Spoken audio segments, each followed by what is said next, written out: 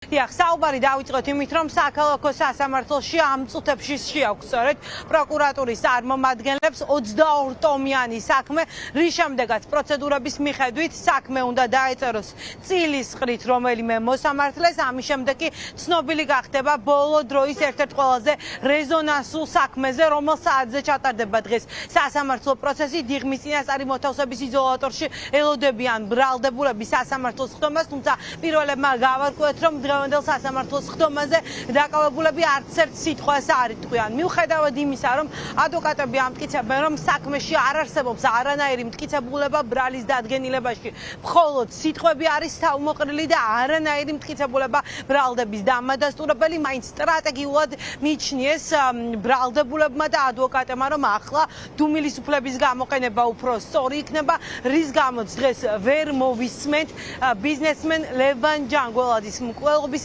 საქმეზე დაკავებულების პოზიციას. პრაქტიკულად არანაირი მტკიცებულება რაიმე პირდაპირ ან ჩვენება ვინმესი ნებისმიერი პირის, რომელიც ამ საქმეში ფიგურირებს და მონაწილეობს საქმეში არ არსებობს. არც უძილაურს არ აქვს, ამდენად ჩვენთვის ცნობილია დუმილის უფლებას ინარჩუნებს. წერია, რომ მათ მიიღეს მკვლელობის ორგანიზებაში მონაწილეობა, ანუ რაღაცა გარკვეული მათ ჰქონდათ ინტერესი ამ მოკვლის და რაღაცა გარკვეული ადამიანი ამისთვის გამოიყენეს ამ საკითხისთვის, რაც თქვენთვის ცნობილია. თუმცა რა ადასტურებს ამას, ანუ ის დაავალეს, ან ასე შემდეგ, ამაზე რაიმე მტკიცებულება რამდენადაც ვიცი არ უნდა იყოს. დღეს სასამართლოზე არაფერს არ იტყვის, იტყვის მხოლოდ და მხოლოდ იმას, რომ არც ერთი ფაქტი, რომელიც ამ საქმეზე არსებობს და მოყვანილია, ის არ არის მასში მონაწილეები, რომ არც ერთი ფაქტი მას არ ეხება. მეორე ძმა სად იმყოფება თუ აპირებს საქართველოში დაბრუნებას, როგორია მისი პოზიცია, კონტაქტ თუ არა მასთან კომუნიკაციას?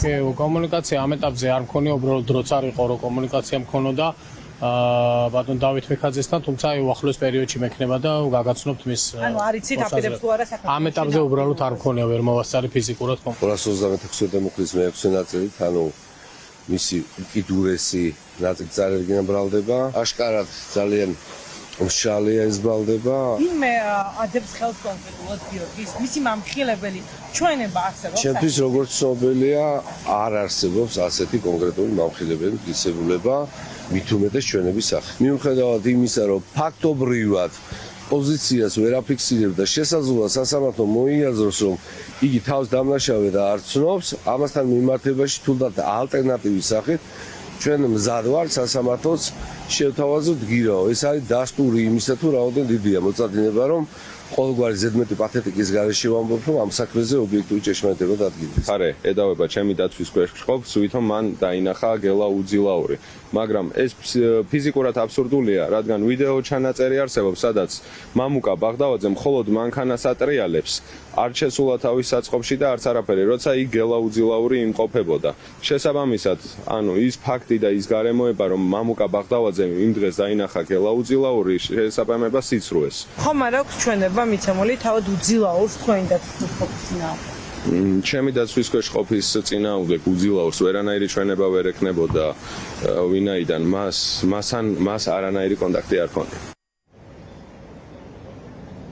ლევან ჯანგველაძის მკვლელობის საქმეზე ჯერ მხოლოდ ერთი დაკავებული იყო თვეების განმავლობაში კილერი გელა უძილაური, რომელიც ამ დრომდე პენიტენციურ დაწესებულებაში იმყოფება და ის არ აძლევს ჩვენებას საგამოძიებო უწყებას. ასეთი იყო ამ დრომდე ინფორმაცია. საინტერესოა საქმის მასალების გაცნობის შემდეგ როგორი იქნება ადვოკატების პოზიცია. ცნობილი არის, რომ დღეს აღკვეთ ღონისძიებად გირაოს შუამდგომლობით მიმართავენ უფლებადამცველები სასამართლოს, თუმცა ვიცით, რომ პროკურატურა ითხოვს დაკავებულების მიმართ პატიმრობის გამოყენებას, რა გადაწყვეტილებას მიიღებს სასამართლო, ეს ჯერჯერობით უცნობია. სავარაუდოდ დღესვე გახდება ცნობილი, როდის მიმართავს პროკურატურა საერთაშორისო მექანიზმებს იმისთვის, რომ ძებნა გამოცხადდეს დავით მიქაძეზე და გიორგი ჯოხაძეზე. ეს ორივე ადამიანი პასუხისგებაში არის დაუსწრებლად მიცემული, მათ ბრალდებაც დაუსწრებლად წარუდგინეს და დღეს აღკვეთ ღონისძიებაზეც იმსჯელებს,